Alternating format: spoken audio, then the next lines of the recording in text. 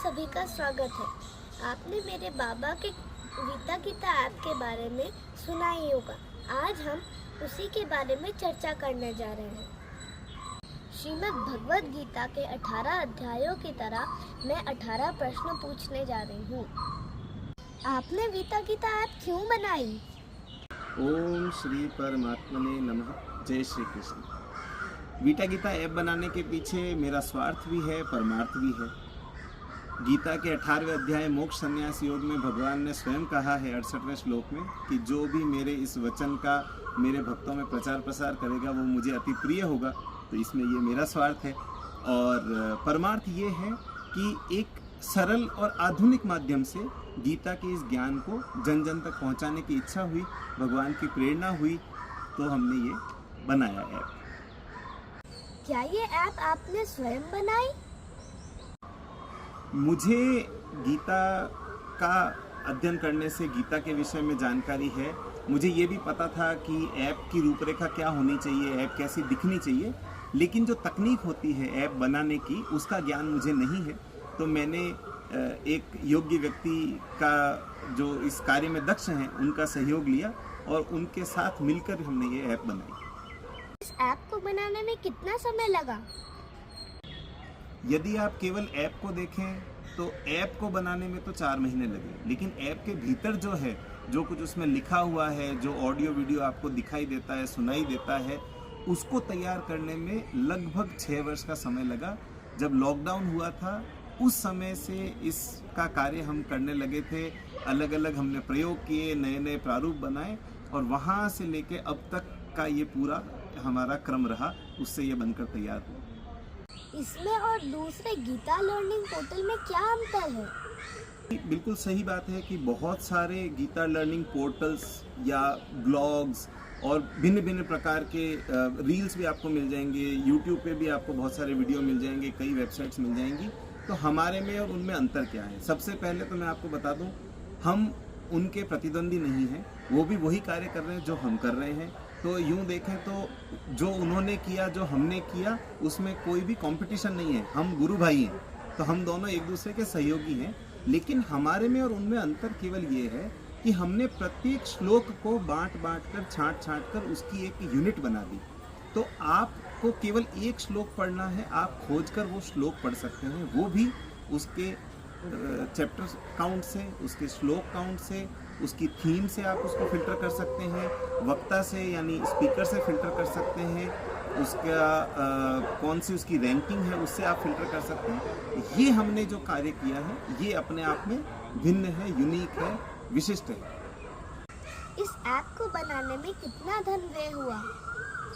ये थोड़ा कठिन प्रश्न है ये बताना कि कितना व्यय हुआ, क्योंकि व्यय को लोग धन से समझते हैं। लेकिन जैसा कि मैंने बताया 5 वर्ष से अधिक का इसमें श्रम है। और मुझे याद आता है कि लगभग मैंने एक थोड़ी गणित की कि प्रत्येक श्लोक पर मैंने लगभग 55-56 मिनट का समय व्यतीत किया है। तो 700 श्लोकों में आप उतने मिनट समझ लीजिए।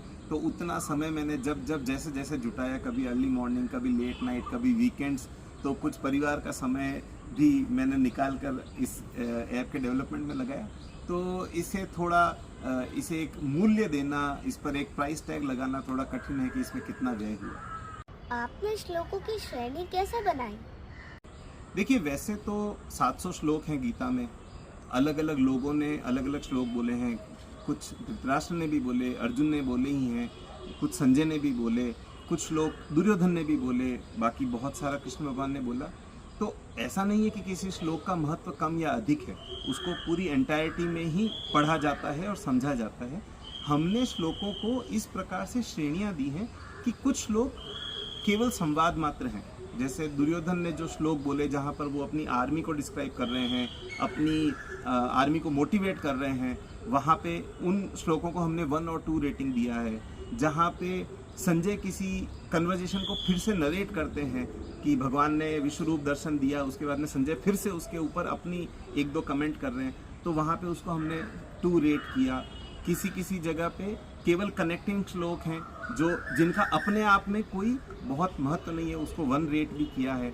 जो श्लोक बहुत प्राइम हैं और जिन्हें आप बिल्कुल आपको मस्ट लर्न टाइप के श्लोक हैं, जैसे कि बहुत लोगों को यदा यदा ही धर्मस्य याद होगा, कर्मण्यवादी कारस्ते याद होगा। तो ये जो बहुत प्राइम श्लोक है इनका 5 रेटिंग है कि ये तो आपको सीखने ही चाहिए। और गीता का जो कोर मैसेज है वो इन 5 और 4 रेटेड श्लोक में आपको मिलेगा।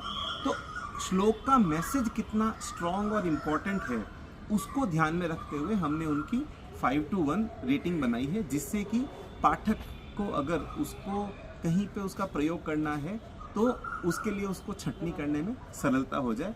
कुछ लोग चाहते हैं कि भाई मैं 700 श्लोक ना पढूं, जो कोर मोस्ट इंपॉर्टेंट श्लोक हैं वो पढूं, तो आप 4 और 5 का फिल्टर लगा लीजिए, आपको मोस्ट इंपॉर्टेंट श्लोक मिल जाएंगे, आप उनका अध्ययन कर लीजिए। हर श्लोक का वीडियो कितना लंबा है? प्रत्येक श्लोक गीता में जो है, और हमने जो उसकी यूनिट बनाई, तो जैसा मैंने बताया कि उसमें उसका हिंदी अनुवाद और अंग्रेजी अनुवाद भी सम्मिलित है।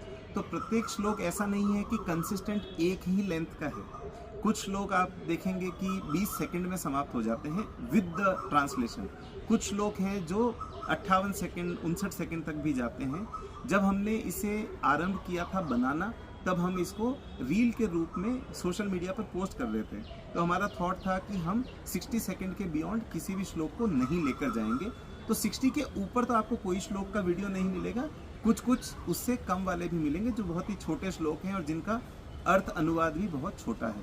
तो मैक्स 60 है और मिनिमम 20-22 सेकंड्स सभी श्लोक हैं। क्या गीता को कहीं से भी कैसे भी पढ़ा जा सकता है? ये मुझे लगता है कि एक बहुत बड़ी भ्रांति है। गीता को लेके और भी बहुत सारी भ्रांतियाँ प्रचलित हैं। जैसे कई तरह के गीता सार प्रचलित हैं, उनमें जो लिखा है वो लोगों की अपनी सोच है, लेकिन वो उसे गीता पर थोप देते हैं, आरोपित कर देते हैं या कहते हैं कि ये ऐसा गीता में लिखा हुआ है। और इसी के साथ कई लोग अपने मन में आई हुई बात को भी भगवान श्री कृष्ण ने गीता में अर्जुन से ऐसा कहा जोड़कर और साथ में पोस्ट कर देते हैं। ना कोई पूछता है, ना कोई समझता है कि ऐसा नहीं है।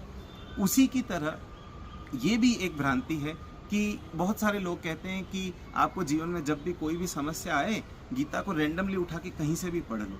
अब मैं आपको इसके उदाहरण देता हूँ। समझिए आपने रैंडमली उठा के पढ़ा और वहाँ पर वो वाला श्लोक आ गया जहाँ पे दुर्योधन अपनी सेना का परिचय दे रहे हैं, या फिर जहाँ पर शंखनाद हो रहे हैं, या फिर जहाँ पर भोजन के प्रकार बताए जा रहे हैं, या फिर जहाँ पर तमोगुण सतोगुण के प्रकार बताए जा रहे हैं। अब आपकी समस्या क्या थी कि आपका ऑफिस में अपने बॉस से झगड़ा हो गया। अब भोजन के प्रकारों से आप इस झगड़े वाली समस्या का, अपने मानसिक तनाव का निवारण कैसे करोगे? तो ऐसे नहीं होता है कि आप कहीं से भी रैंडमली गीता को पढ़ लो। तो ये तो वो बात होगी कि आप कहीं से भी खोलोगे, थोड़ी देर पढ़ के कंफ्यूज हो जाओगे, फिर आपका वो तनाव भूल के आपको ये एक नया कंफ्यूजन आ जाएगा, तो आप दोनों छोड़ के गीता को बंद करके चले जाओ। मैंने मोस्टली ये देखा है कि जो लोग ये कहते हैं कि कहीं से भी पढ़ लो, उन्होंने गीता नहीं पढ़ी होती है। तो हम उनकी भी सहायता करना चाहते हैं, और जो लोगों ने बिल्कुल कभी नहीं पढ़ी और वो पढ़ना चाहते हैं उनकी भी सहायता कर रहे हैं। आपको जो पढ़ना है, जो जानना है, आपको अध्यात्म जानना है, भक्ति जाननी है, क्रोध जानना है, आपको संबंध जानना है, मित्र जानना है, पिता जानना है, गीता में जिस विषय पर लिखा है आप उस विषय को फिल्टर करेंगे, आपको उसका संबद्ध श्लोक मिल जाएगा। रैंडमली नहीं पढ़ना है, स्ट्रक्चर्ड रीडिंग करना है, स्ट्रक्चर्ड लर्निंग करना है गीता का। क्या गीता संन्यास लेने का संदेश देती है? गीता में संन्यास लेने जैसा कोई परामर्श या कोई संदेश नहीं दिया हुआ है। गीता में बताया हुआ है कि जो सन्यासी होता है, जो योगी होता है, उसकी यात्रा कैसी होती है, उसके गुण क्या होते हैं, वो किस तरह भगवान तक पहुंचने का प्रयास करता है। लेकिन ऐसा नहीं कहा है कि सभी को संन्यास ले लेना चाहिए, बल्कि गीता में भगवान ने अर्जुन को ये कहा कि यदि तुम युद्ध जीतोगे तो तुम्हें राज्य मिलेगा, वैभव मिलेगा, प्रसिद्धि मिलेगी। तो ये तो सन्यासी के लिए बताने की बात तो नहीं है। सन्यासी तो इन सब का त्याग कर देता है। तो गीता ये नहीं कहती है कि सबको संन्यास ले लेना चाहिए। गीता ये बताती है कि सभी को अपने अपने जीवन में, अपनी अपनी यात्रा में, अपने अपने कर्तव्य पथ में कैसे काम करना चाहिए, कैसे सुख दुख में, अच्छे बुरे में एक समान रहते हुए, भगवान को अर्पित करते हुए सारे अपने कर्तव्य निर्वाह करने चाहिए, ये बताती है। संन्यास लेने को नहीं कहती। क्या गीता अपने आप में एक ग्रंथ है? गीता को एक महान ग्रंथ के रूप में मान्यता प्राप्त है।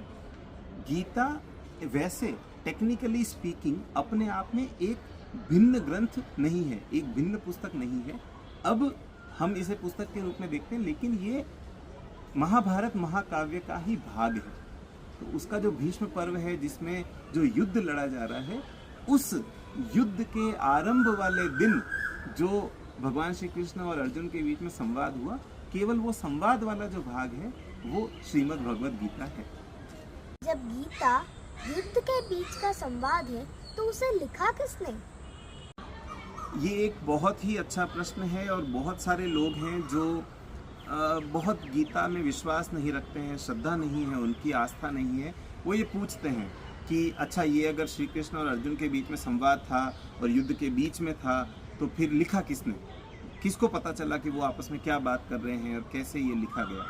तो देखिए, इसे लिपिबद्ध, एक होता है लेखक जिसने सोचा होता है और लिखा होता है। ये संवाद चल रहा है श्री कृष्ण भगवान और अर्जुन के बीच में, उसे एज अ लाइव ब्रॉडकास्ट देख रहे हैं संजय, डिस्क्राइब कर रहे हैं धृतराष्ट्र को, लेकिन साथ ही साथ इस पूरे घटनाक्रम को अपनी दिव्य दृष्टि से ऑब्जर्व कर रहे हैं वेद व्यास जी, जो पूरे महाभारत के रचयिता हैं। वही वेद व्यास जी इसको लिपिबद्ध कर रहे हैं, यानी वो ऑब्जर्व करके, सुन के उसको लिख रहे हैं। तो वेद व्यास जी ने उसे लिखा इन स्क्रिप्ट। क्या ये ऐप महंगी है?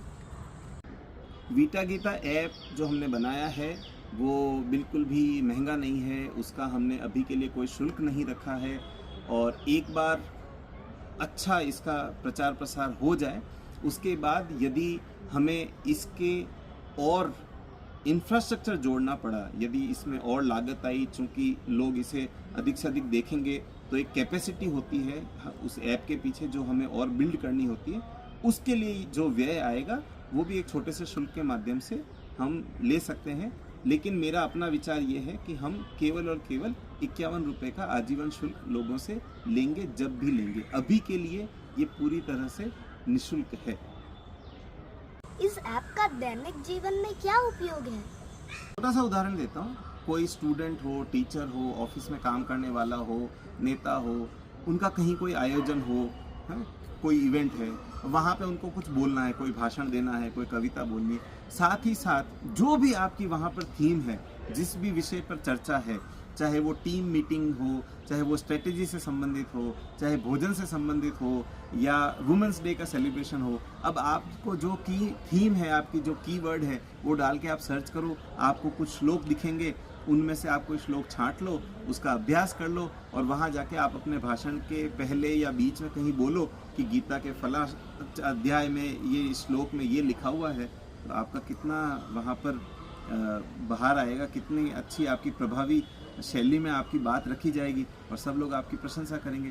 तो ये एक उदाहरण है कि कैसे ये ऐप आपके काम आ सकती है। गीता का अध्ययन तो ही, अध्यात्म में जो आपकी प्रगति होगी वो तो होगी, लेकिन दैनिक जीवन में भी ये उपयोग हो सकता है। गीता को पढ़े बिना भी लोग इसका इतना सम्मान क्यों करते हैं?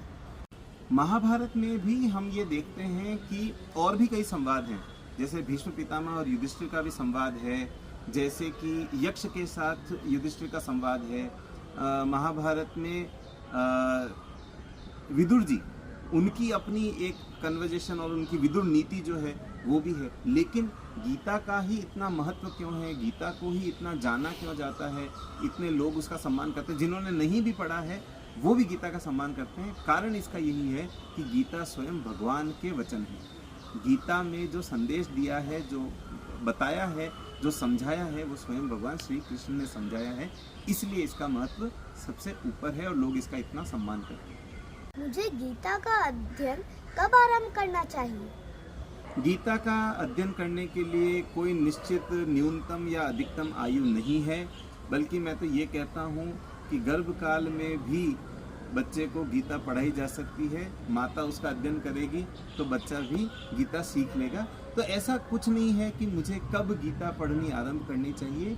जब भी आपको लगे कि गीता पढ़नी है, और जब भी बड़ों के प्रेरणा से, भगवान की प्रेरणा से आपके पास गीता आए, आप उसका अध्ययन आरंभ करो। गुरु की सहायता लो, बड़ों की सहायता लो, हमारी ऐप की सहायता लो और गीता का अध्ययन करो। कोई छोटी या बड़ी आयु नहीं है। क्या आपको गीता के सारे अध्याय और श्लोक याद हैं? मैं प्राउडली ये कहता हूँ कई बार कि मैंने संभवतः 12-13 बार गीता का अध्ययन किया है और पाठ भी किया है, लेकिन मुझे गीता के अध्याय और श्लोक याद नहीं है। मैंने उस दृष्टि से गीता का कभी भी अभ्यास नहीं किया कि मैं उसे याद कर लूँ।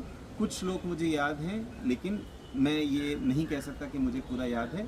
हाँ, ये है कि मैंने इस ऐप में डालने के लिए गीता को एक पूरे डेटाबेस की तरह अरेंज किया, ऑर्गेनाइज किया, तब जाके हमारी ये ऐप बनी। तो वो एक जो फिर हम विशिष्टता की जो बात कर रहे थे, हम वापस वहीं आ गए। तो वो काम मैंने किया है कि गीता का मैंने एक ऑर्गेनाइज्ड डेटाबेस बना दिया। गीता को याद करने में कितना समय लगता है?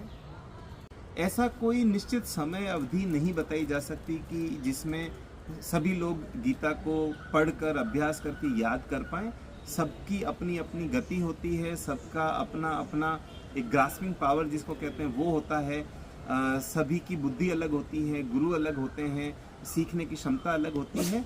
तो ऐसा निश्चित नहीं कहा जा सकता है कि कितने समय में गीता सीखी या याद की जा सकती है। ये प्रत्येक साधक पर निर्भर है।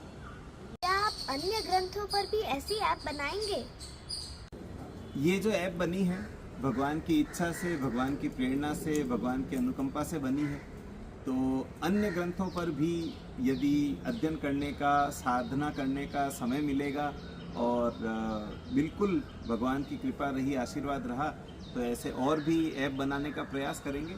अभी के लिए तो लक्ष्य ये है कि इस ऐप को अधिक से अधिक लोगों तक ले जाया जा सके और ये हम देख पाएँ, सुनिश्चित कर पाएँ कि बहुत सारे लोग हमारे माध्यम से गीता को सीख सकें।